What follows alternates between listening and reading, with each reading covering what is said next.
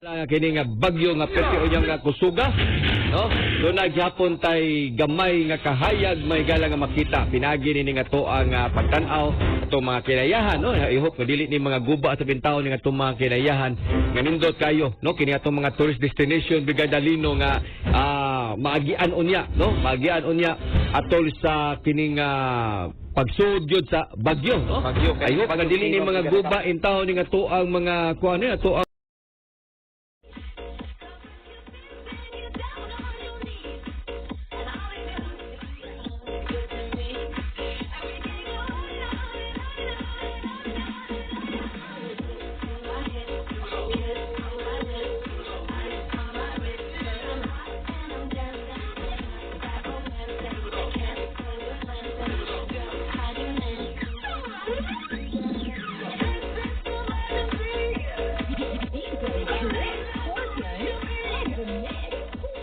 Treehouse TV is going to the dogs. What's a surprise? All your favorite four-legged friends are in full effect for a day of furry fun. Yes! Yes! Oh yeah!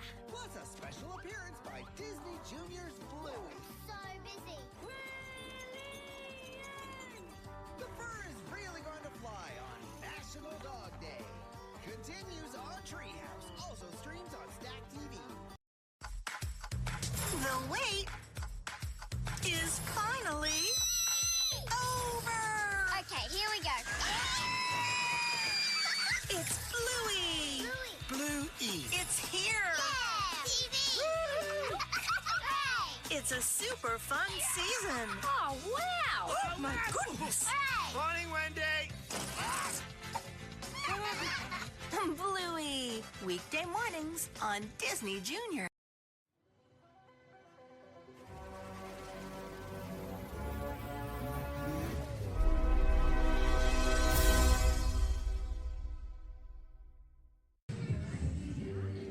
Ivan, good morning. 5:30 pa lang ng umaga ay may ilang mga estudyante na makikita ang pumapasok dito sa Cagayan de Oro City Central School. Araw ng Martes, June 17, ang pagsisimula ng klase dito sa Cagayan de Oro City dahil kahapon ay local holiday bunsod ng Charter Day celebration ng syudad. Ngayong araw nga ay dagsa ang mga estudyante para sa first day of school. Ayon sa pamunuan ng paaralan, walang naging problema sa unang araw ng pasukan. Maliban na lang sa ilang mga estudyante na nahirapan daw sa paghahanap ng kanilang mga classroom.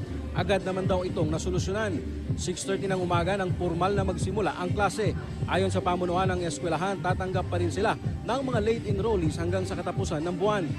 Ang City Central School ay may pinakamalaking student population sa buong Cagayan de Oro City na halos 8,000. Inaasahan daw nila na 80% sa datos na yan ang papasok ngayong araw.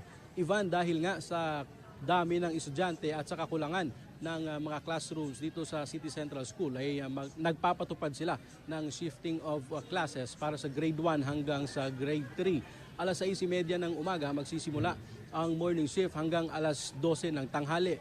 Alas 12 naman ng tanghali hanggang alas 5 ng hapon magsisimula ang afternoon shift. Ito ay para ma-accommodate ang lahat ng mga estudyante. At kung makikita nga ninyo sa ating likuran ngayon, pansamantalang itinigil ang klase ng mga grade 6 dahil sa isang programang isinagawa para sa kanilang pagbabalik eskwela ngayong umaga. Ivan?